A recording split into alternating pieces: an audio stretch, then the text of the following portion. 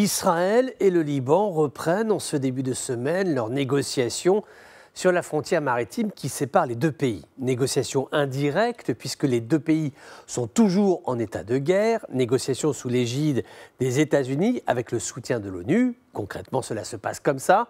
Les deux délégations sont à la même table, elles ne se parlent pas directement, elles communiquent par le biais d'un médiateur américain. Il s'agira de définir le tracé de la frontière maritime, notamment dans une zone actuellement en phase de prospection d'hydrocarbures, de gaz, de pétrole, donc d'or noir. Bien évidemment, cela ouvre des appétits. Israël pourrait devenir exportateur-producteur d'énergie. Idem pour le Liban, mais là, avec une dimension existentielle, va-t-on dire, plus importante. La crise économique libanaise n'étant rien achevée, crise des liquidités et du coût de la vie, crise sanitaire et politique plus que jamais. Le Liban a besoin de nouveaux filons de richesse. Il existe aussi un enjeu géopolitique, nous pourrions dire méditerranéen, avec le réveil des ambitions régionales pour les ressources naturelles.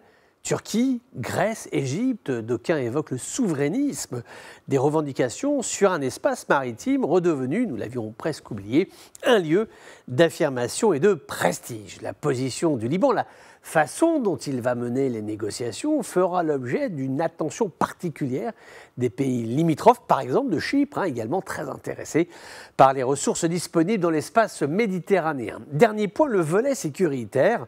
Quand deux pays en guerre se parlent, même avec un intermédiaire, cela reste une bonne nouvelle. Est-ce que la médiation américaine sera équilibrée quand on sait la relation historique entre Tel Aviv et Washington? Eh bien, oui, peut-être plus qu'il ne pourrait y paraître. L'Amérique est impliquée au Liban, elle n'a pas forcément intérêt à privilégier un camp plus que l'autre. Washington veut restaurer son leadership régional, c'est l'occasion de le faire.